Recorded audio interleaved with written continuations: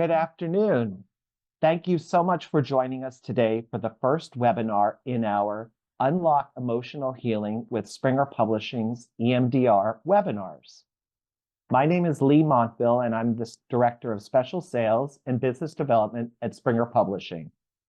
Today, we are presenting EMDR Group Therapy, The Many Uses, with Regina Morrow Robinson, marriage and family therapist, an EMDR trainer and consultant who has a private practice in Cape Canaveral, Florida, and Safa Kemal Kaptan, honorary fellow of the Institute of Teaching and Learning at the University of Manchester and lecturer at the Department of Psychology, Bozachi University.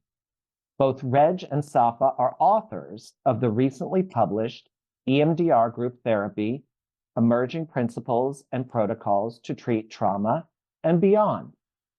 Before we get started, I wanted to mention that this webinar is being recorded.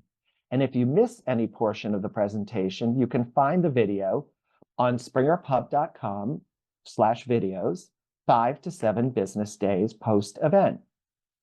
And if you have any questions, we ask you to type them into the Q&A box on your Zoom control panel. I'll bring them up at the end of the presentation. And if you forget to ask a question, there'll be a brief survey sent at the end of the webinar, and you can include your question there. Now, without further ado, we will turn the time over to Reg and Safa.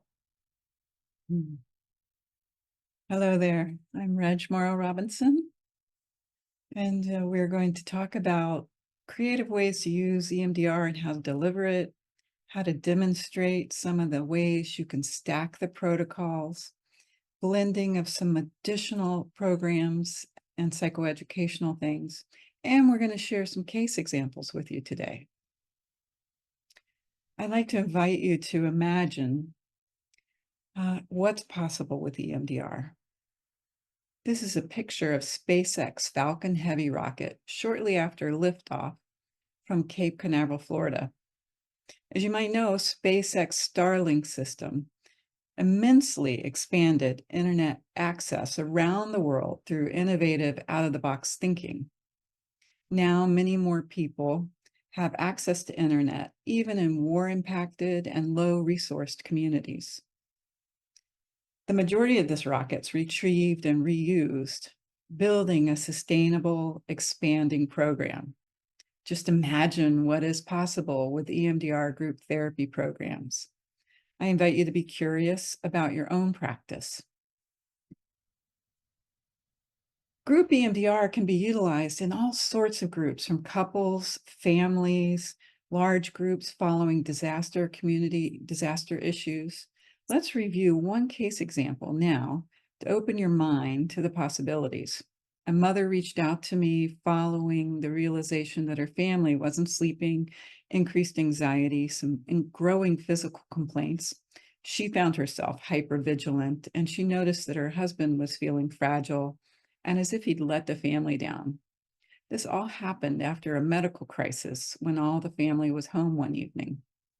In my office, the parents provided a history, and we did one couple's group traumatic episode protocol, referred to as GTEP.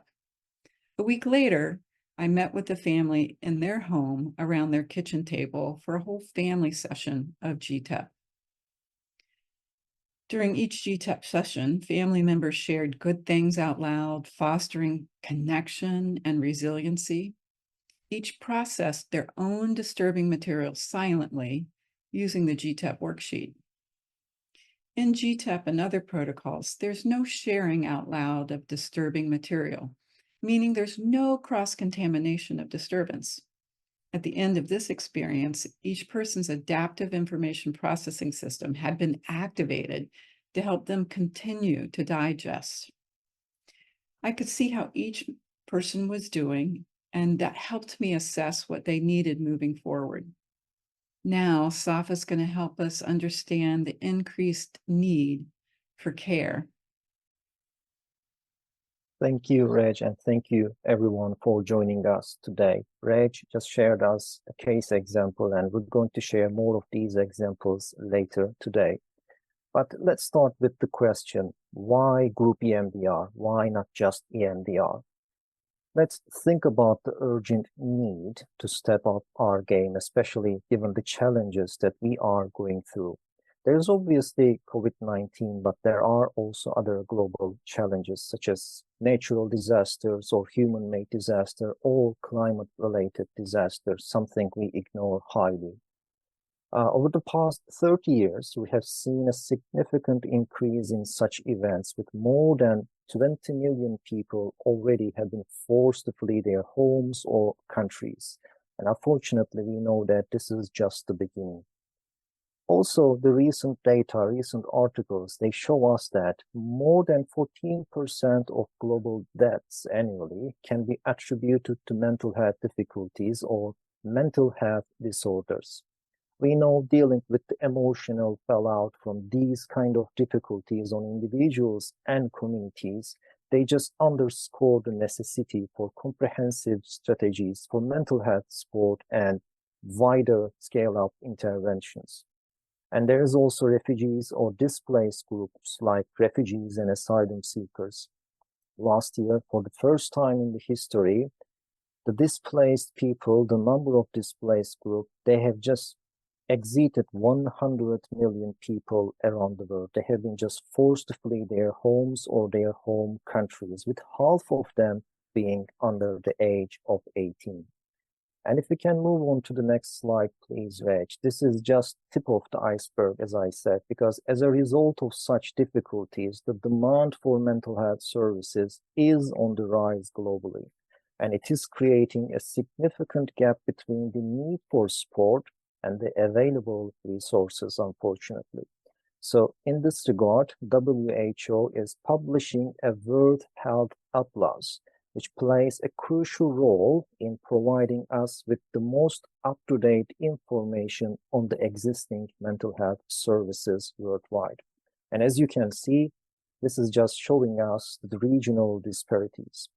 The median numbers of mental health workers per 100,000 population, it just reveals disparities across different regions. We have regions in Africa where we have less than one mental health professional for 100,000 population.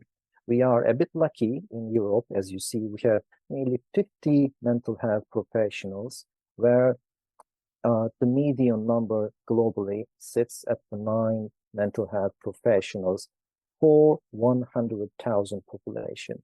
These are just some of the reasons that are showing us that we need to step up our game. We need to have more creative and accessible resources for people who are going through mental health difficulties.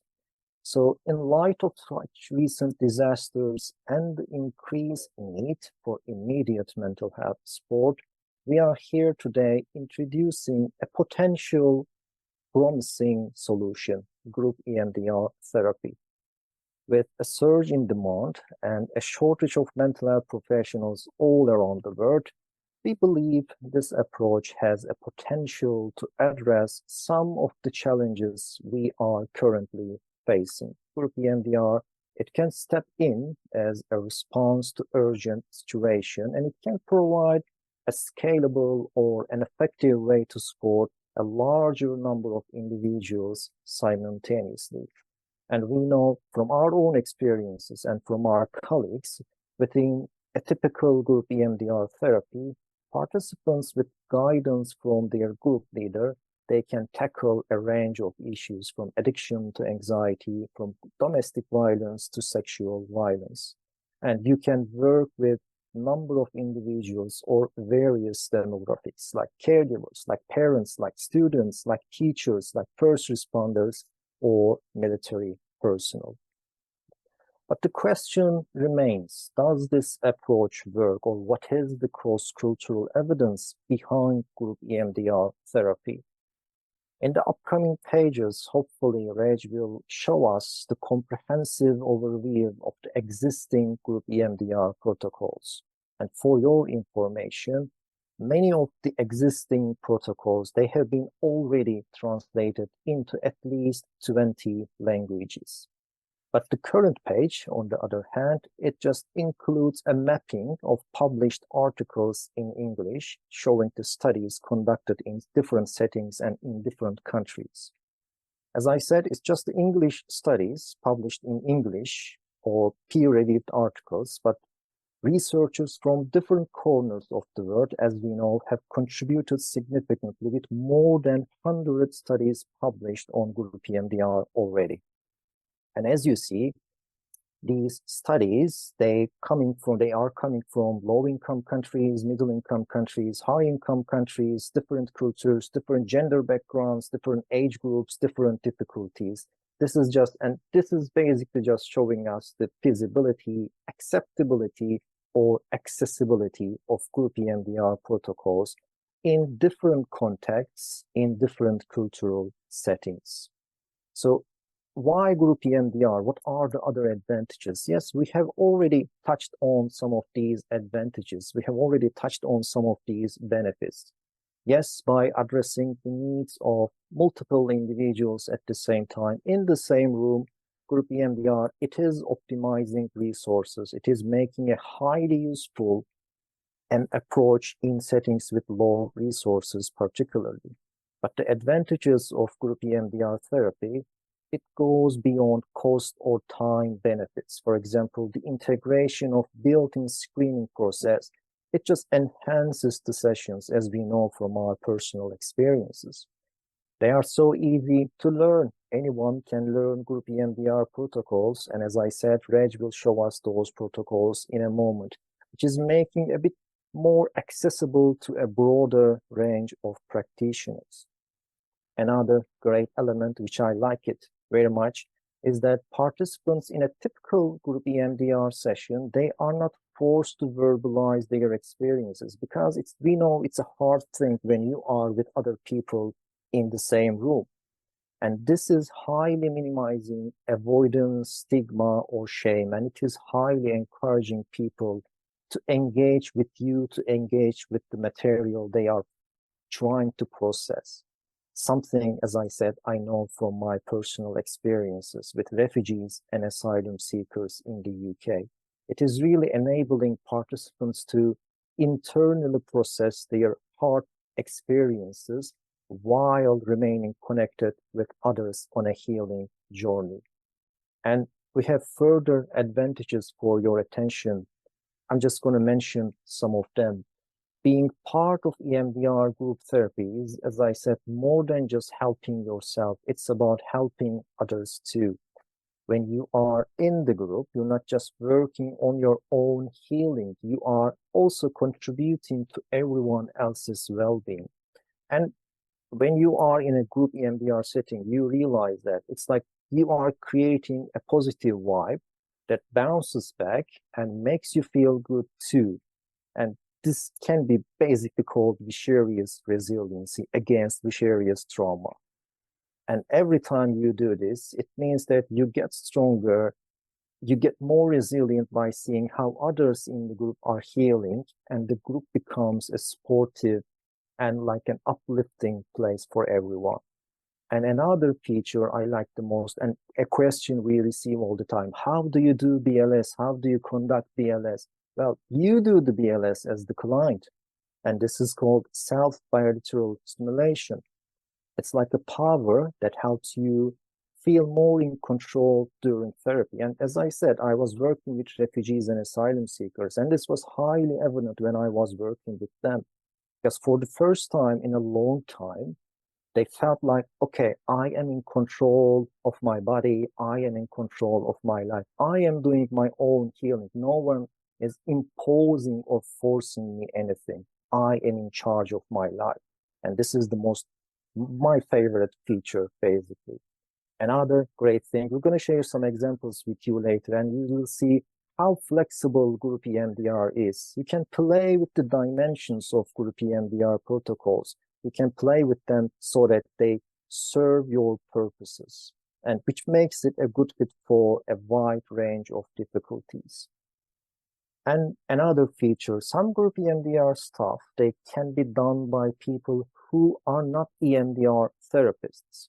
That means professionals from different backgrounds can join in and help out in the process. But moreover, group EMDR is not only for professionals too, it's for non-mental health professionals as well. I mean, they can also learn and deliver some aspects of the group EMDR protocols. But this is enough of me for now. Let's see what are the existing group EMDR protocols, and Reg will tell us that now. Over to you, Reg. Thank you, Safa. You highlighted the international need for increased care, research, and many of the advantages of EMDR group therapy. In these next 3 slides are a list of researched, published, or presented protocols and programs that we highlight in our book.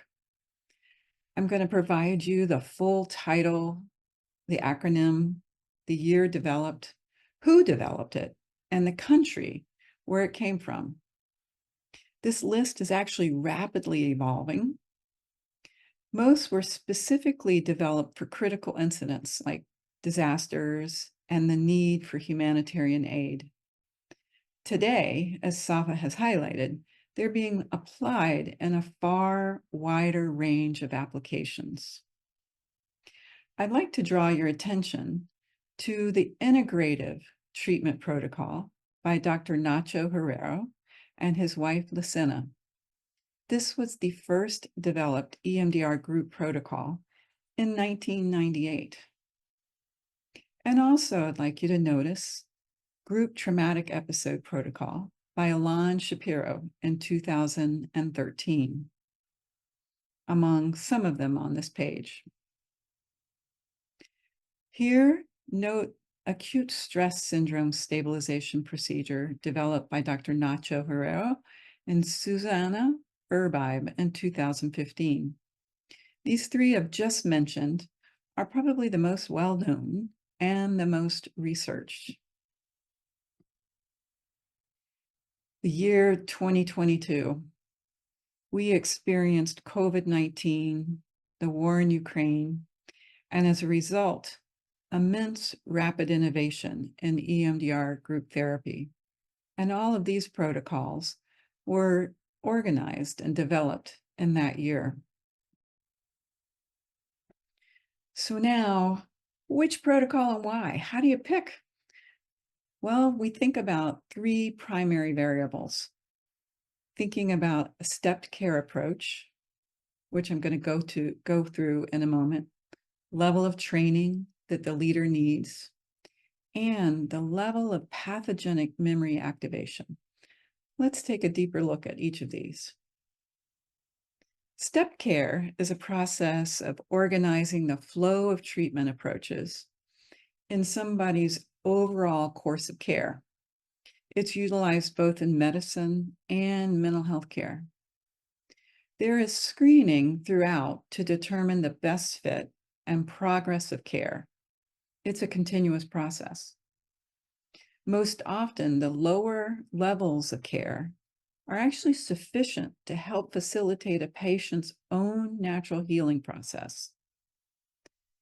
The less stable or more critical cases may need a higher level of care immediately, but then can slowly be stepped down.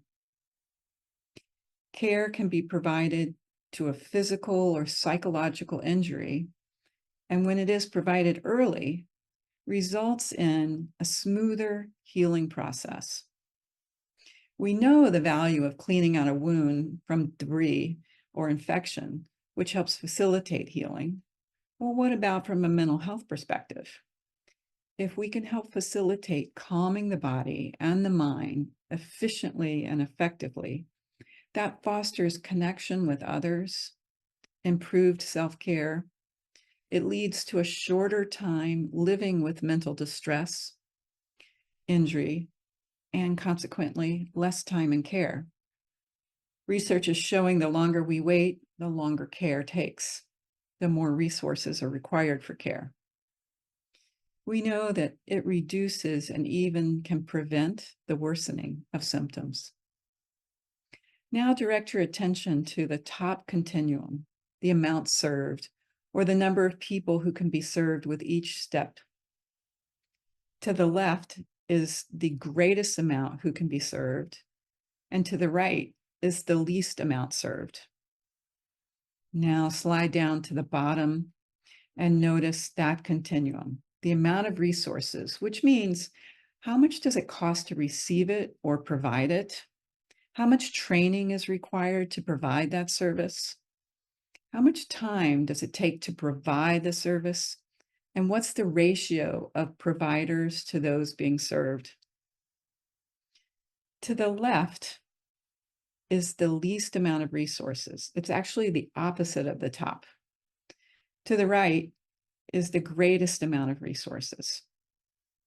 So when we look at self-care, that means it is something somebody can deliver themselves. And everybody has the opportunity to access self-care. It doesn't even require a provider.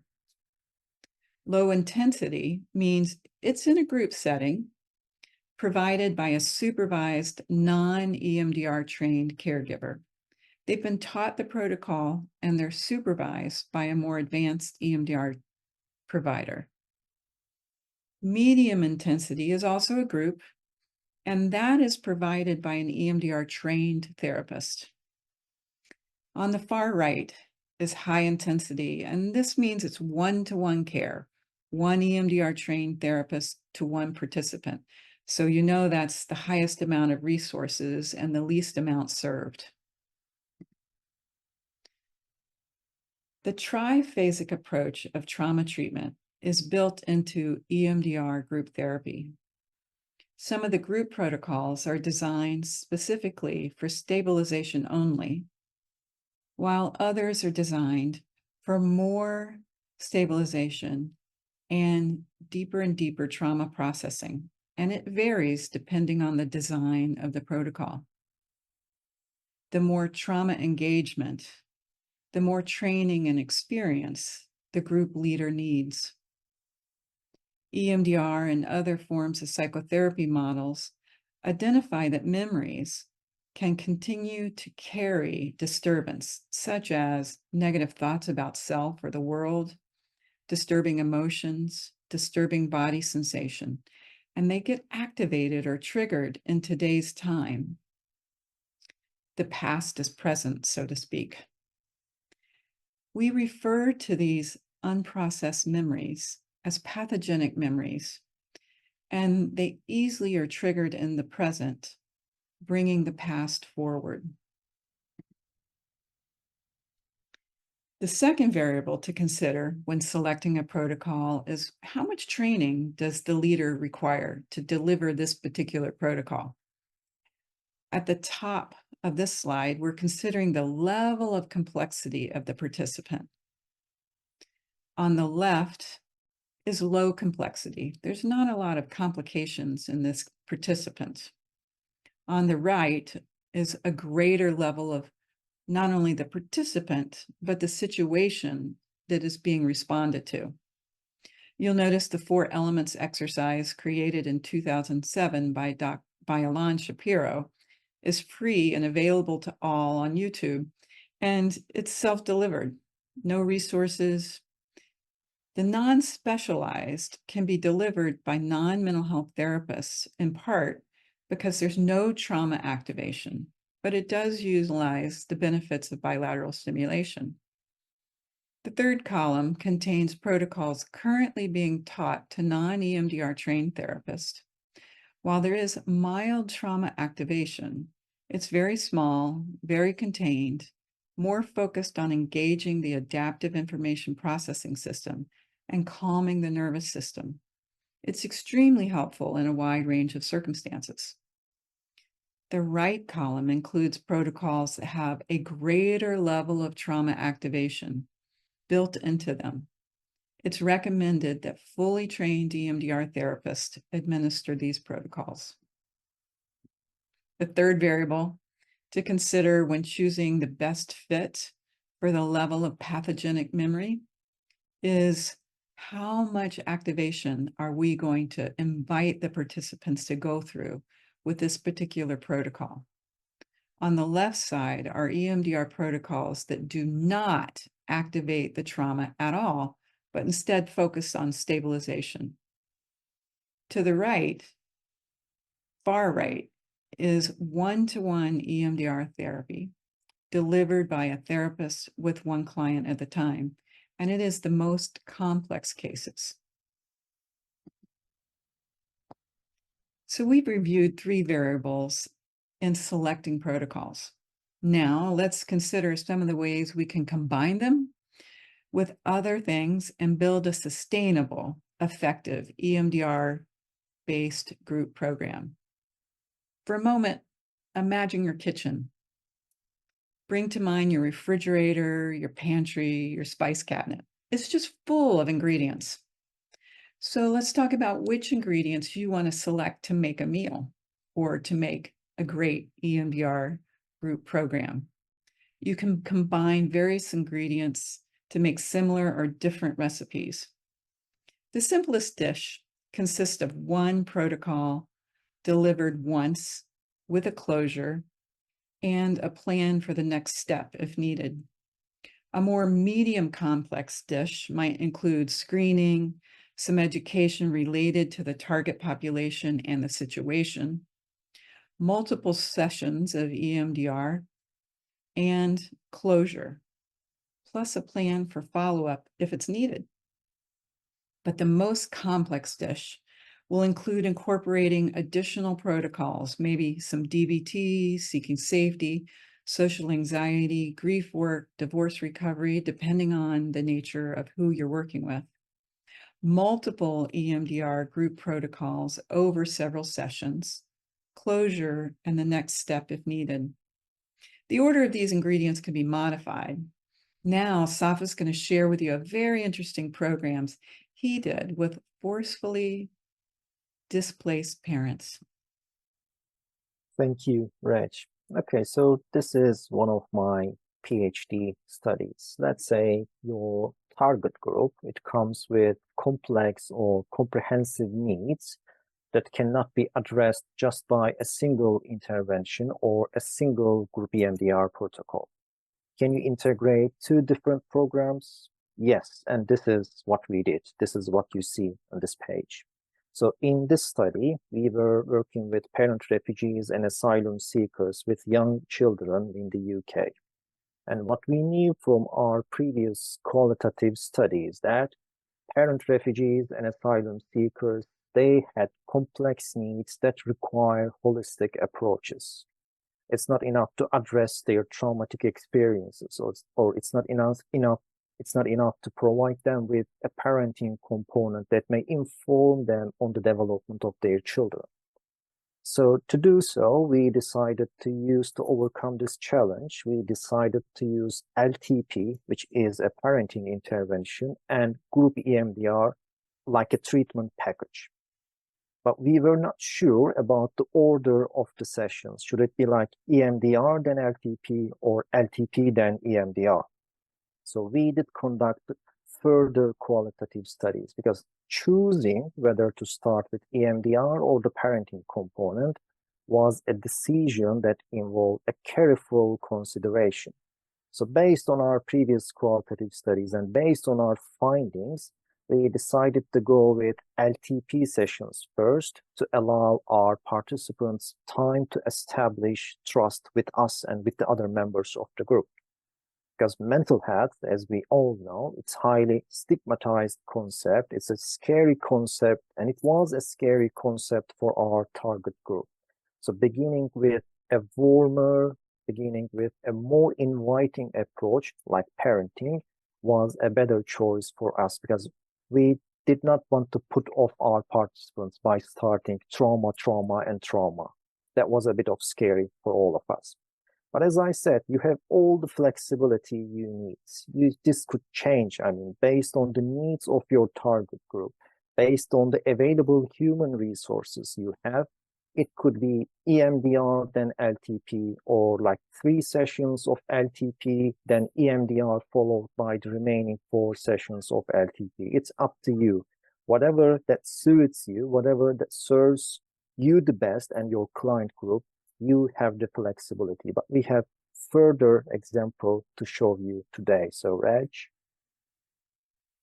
Such a powerful research project you did, and great healing you brought to a much needed community. Mark Nickerson and I are currently in the process of developing a program that addresses 4 things. We call it culturally based trauma and adversity.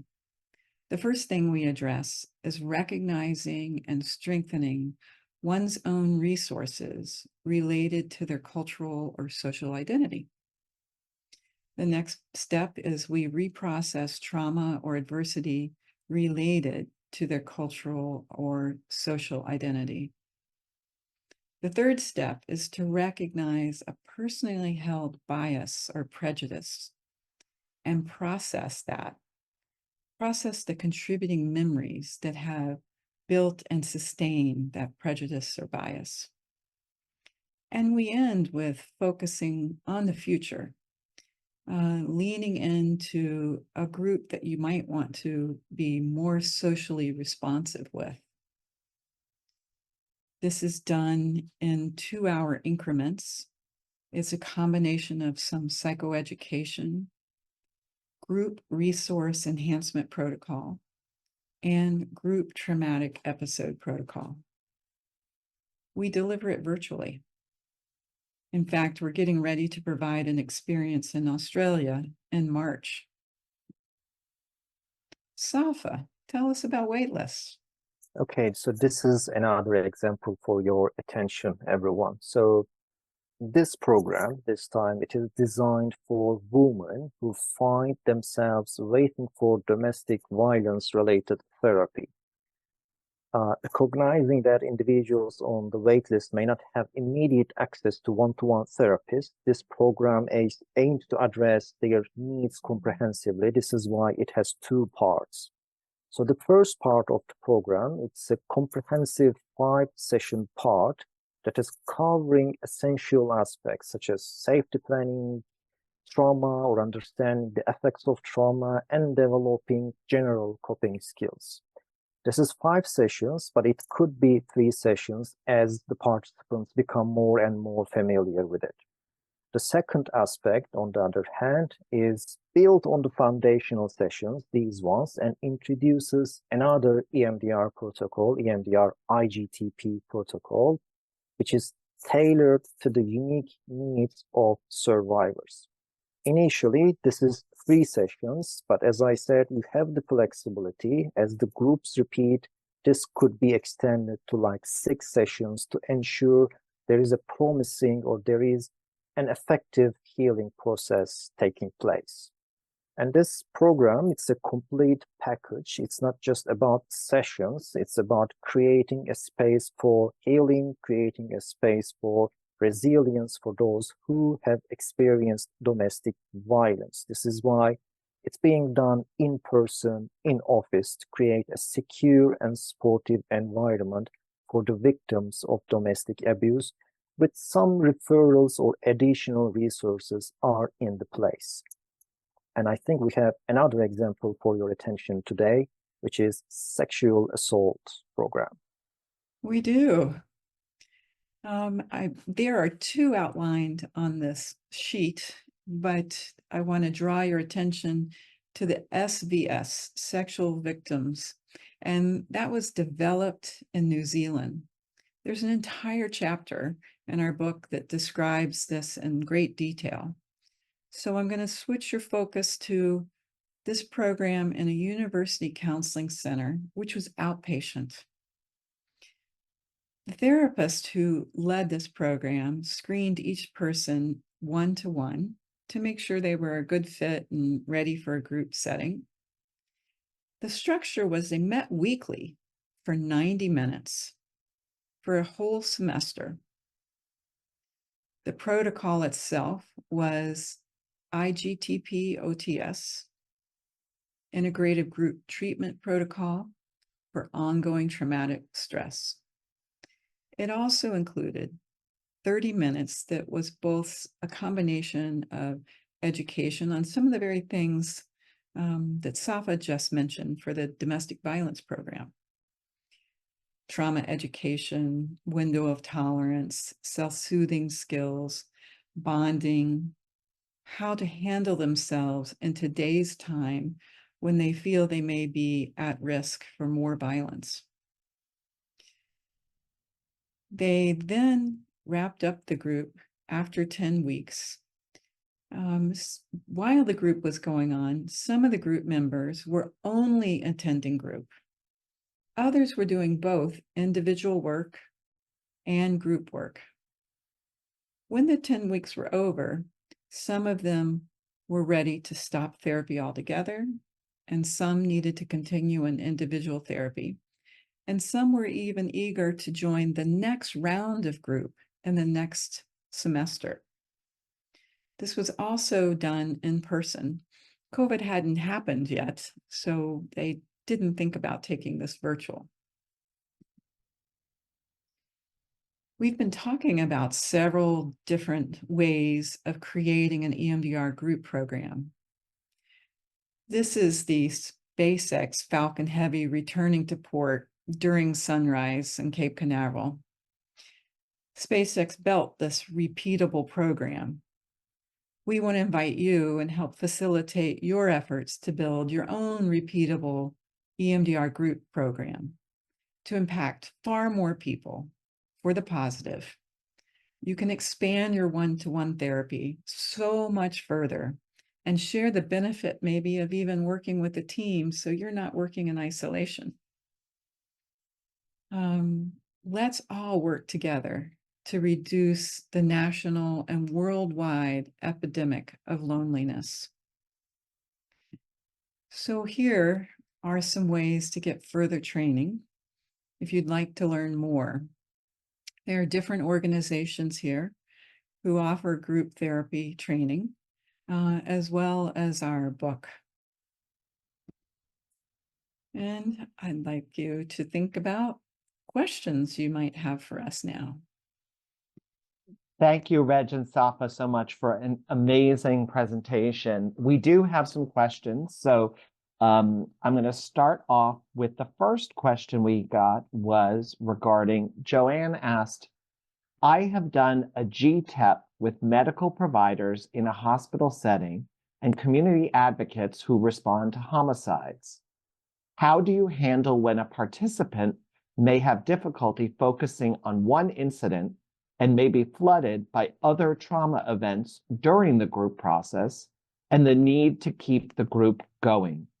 We did have quote unquote emotional safety clinicians to work with individuals where this came up. However, this is very staff intensive. Just wondering what your experience with this is. Well, you're bringing up a common worry sometimes that group leaders do have. And Safa, you may be able to speak to this too with your own experiences.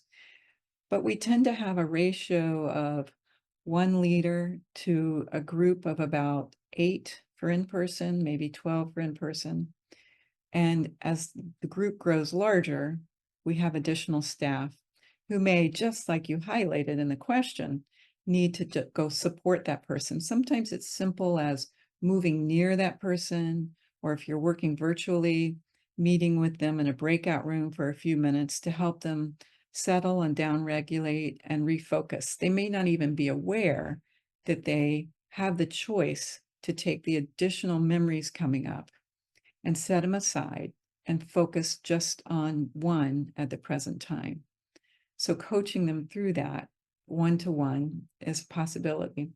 In GTEP, one of the things that we often do is they'll use for bilateral stimulation, tapping on date to day to the actual point of disturbance they're working on, rather than the whole experience. So when they go to the point of disturbance and pause and think about it, the instructions can be, as you notice this one point of disturbance that you're focusing on right now, notice the thoughts, emotions, and body sensations around that one right now as you hold it in mind. So in effect, we're using refocusing, and guiding them with our words to just that point of disturbance. It does happen from time to time, but not very often, that one person needs to be removed from the group, and that's why the backup support team really matters. But we find the warmer and more available the team is, the more relaxed the group goes, the comfort of the team working together, that energy provides a kind of a holding process for people who get flooded. We are working on trauma. People will abreact in group, but everybody knows that they're in group working on trauma and working together on their own material. So often that is part of the way we contain it. The final thing I'd say about that is that our groups are also a screening process. It's hard to find one treatment intervention that's perfect for everybody with how they're doing that day, with the resources they have available. So sometimes group is not the perfect fit for that person based on where they are in their course of care and how many resources they have available. So when group is over, we touch base with that person to try to decide what might be necessary. Come back to group, go to individual. Safa, can you think of anything else to add to that question? We sometimes offer one-to-one standard EMDR before we invite such participants to take part in a group setting so that we ensure the flow of the group sessions so that we don't interrupt anyone's processing. And I mean, as you said, group EMDR, it's not perfect for everyone. Sometimes some people, they may need additional resources or external resources outside of the group. Yeah.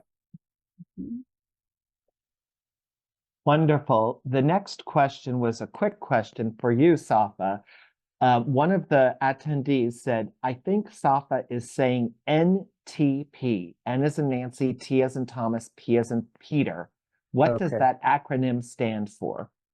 Sorry if I didn't mention. I know NTP, but we're not. I wasn't talking about NTP. It was LTP, Learning Through Play. It was a parenting intervention that was developed in Canada, Toronto. I wonder if maybe you could put that in chat, Safa. Yeah, I will. Thank you. Sure. And we will be sending out information to folks anyways. So Allison asked, she said, my academic program is looking to implement EMDR training for select graduate students in our program upon receival of specific grant funding to enhance the trauma and substance abuse skill set for students in rural and medically underserved communities in the United States. In review of the group EMDR group and examining the text, I'm also wondering, as I asked in the webinar, if we were to adopt the text for a course, what would be the credentials/experience of the faculty teaching? What would that need to be? And what EMDR training experience the graduate students would need to have in order to take a course in the subject matter? Would an adjunct faculty trained with experience in EMDR be able to facilitate a course on this subject? That's a great question. And there are more and more graduate programs that are folding EMDR into their programs. There are actually even EMDR-focused master's degrees developing. As far as bringing group EMDR into the training of EMDR therapists in a graduate program, the majority of the more complex protocols do require the full training, an EMDRIA or EMDR Europe approved training program, which means that trainer is not only EMDR trained, but they're certified, they've become a consultant and have additional training in how to train it.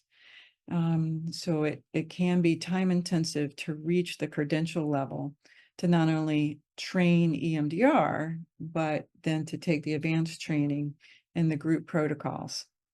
The text can be extremely helpful in allowing the wide diversity of protocols and applications, and it would be very interesting to see what's possible there. Safa, can you, as a professor, you may have a lot to add to this conversation. Well, I am also co-charge of our psychological society. I mean, we have a student counseling service at the university, and we are always trying to find the optimum ways of serving thousands of students. In Turkey, in Istanbul, we experience earthquakes, for example, quite frequently. And every time after exams or after any kind of natural or human-made disaster, we see a lot of students coming to us, okay, we need help, we need help, we need help. So sometimes I do think about the same thing. Why do we respond after something bad happens? Why do we do not do something before bad things happen? Like, why don't we just improve resilience of our students before something bad happened to them? And this might be the best way as a professor at the university to do that. But I suggest, what is the aim? I mean, what is the aim of introducing such a course to students? Is it to improve a number of students' resiliency, or is it to improve overall awareness regarding mental health difficulties? But either way, I fully support. And if there is anything Reg or I can do for this initiative, please just let us know. Just reach out to us. The next question we had was from Frank. Do all EMDR group protocols discourage open talk with one another about disturbing thoughts and feelings?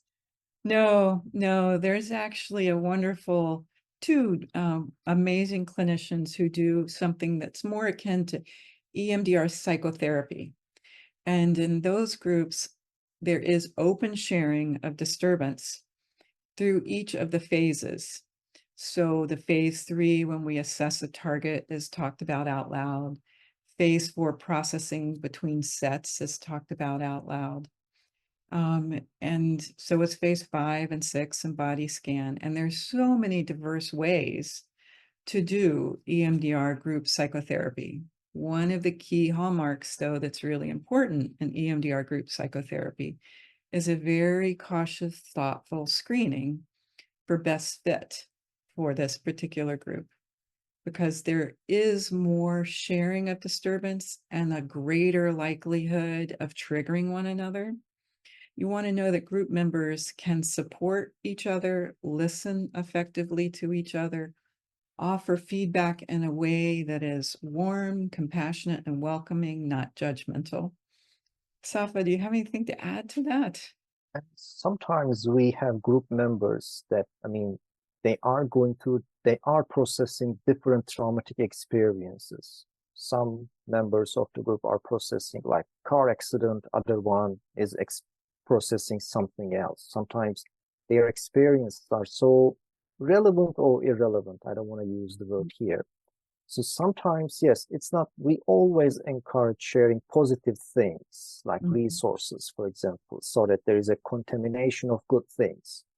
But yes, we kindly discourage sharing difficulties or negative things to avoid triggering other people. But it's not like a must in all protocols. If you can handle that, or if the group is okay with that, if you know that it's not going to trigger anyone in the group, it can be handled by the group and by the clinician team, there is a possibility of sharing bad things too. Yeah. And I want to go back to one of those advantages of EMDR group therapy that you talked about, in that the not sharing of disturbance out loud allows many people to feel comfortable enough to do their work. But when they do share out loud, there is an opportunity to provide more compassion and connection. So fewer people can tolerate the disturbance from each other at the same time they're working through their own. But it is definitely doable with the right training and guidance and proper screening. Yeah. The next question we had was from Haley, who asked, are there any group protocols geared for a substance use disorder facility? Would you like to take off with that one? I was just thinking about the chapter number, but you go ahead while I get all right. Well, think about the stages of change we often utilize for addictions. When people are at a place where maybe they're contemplating, family members are contemplating doing an intervention even, they can process with IGTP, assist, GTEP, group flash to bring the intensity down before they actually do the intervention or before they leave the intervention and go into care. Maybe they're working on cravings or relapse, and that's the stage that they're in. And they can process the recent relapse using several of the protocols that could be beneficial there. We know that in addictions, that there's overwhelming traumatic memories around the use, but there's also trauma in the person's life that may have set up and led a person to pick up and start using or expand their use to the level of a very serious addiction. So we can utilize the group protocols to maybe work on small slivers of those in the beginning and then expand the engagement with the trauma material, either related to use or outside use that perpetuates and sustains the use. So many applications. Hope Payson, who you may be familiar with, is very knowledgeable about addictions, wrote the chapter on the utilization of EMDR with addictions, group EMDR. So the next question we had was from Alana. What is the youngest age you have performed group EMDR on?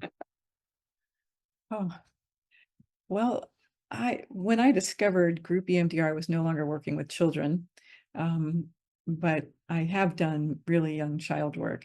Ana Gomez has created a version of GTEP to use with children, and it's a storybook. And she can use that with very young children, 2, 3, but she prefers 4 years or older when it's in a group setting, and those ratios are a little bit smaller. She's also created a protocol, a group EMDR protocol for parents, which is very dynamic as well.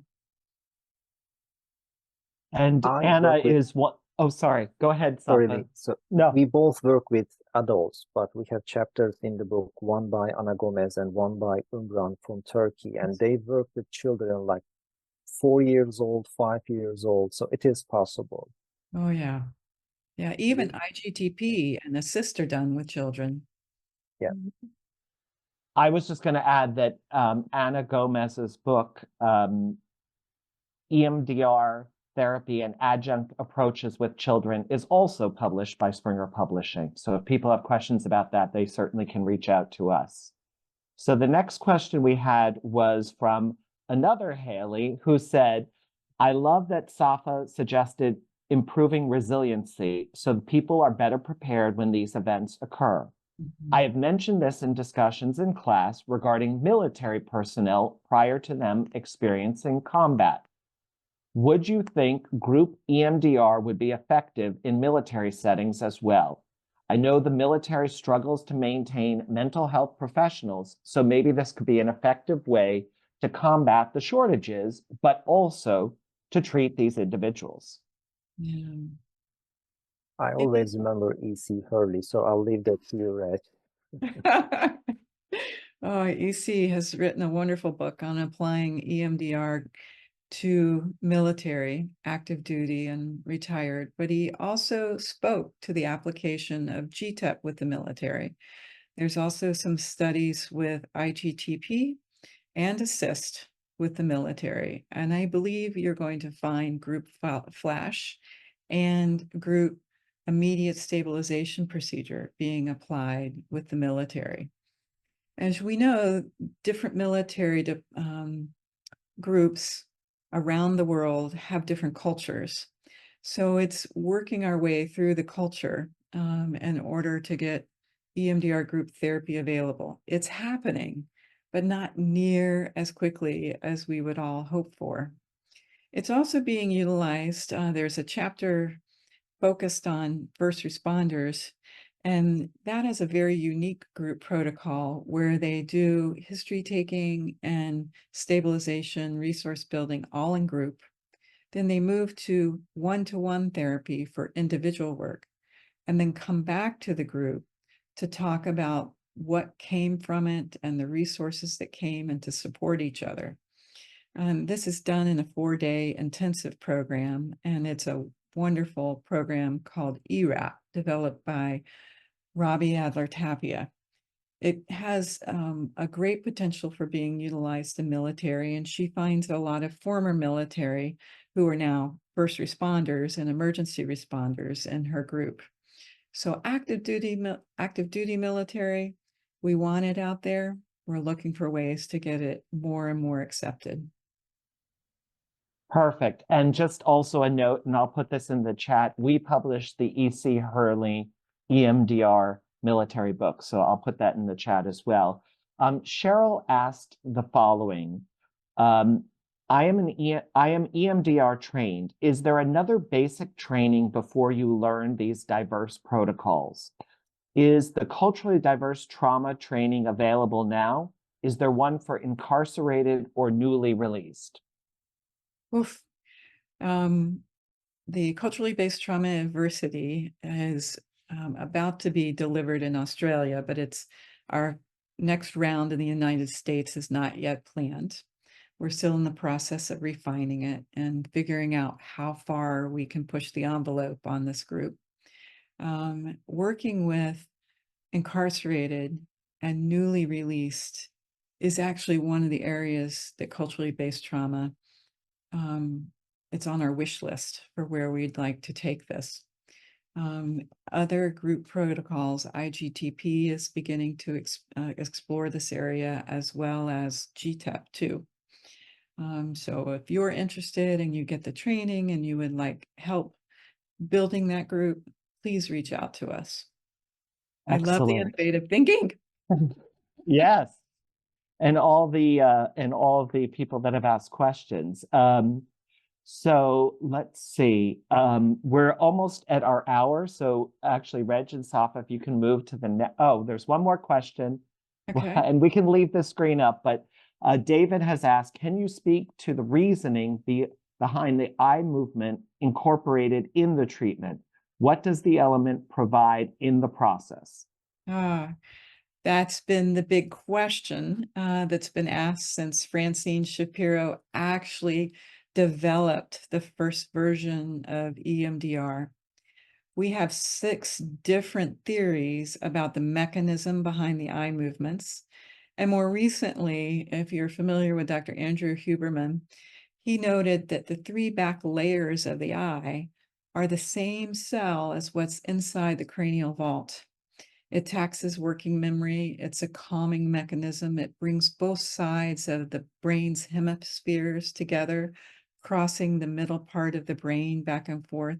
The visual cortex of the brain is a larger section of the brain than, say, tactile, auditory, so it activates more of the brain.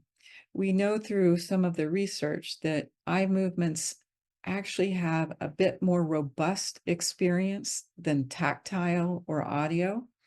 You can read entire big papers and chapters and books on this subject, but that's it in a nutshell.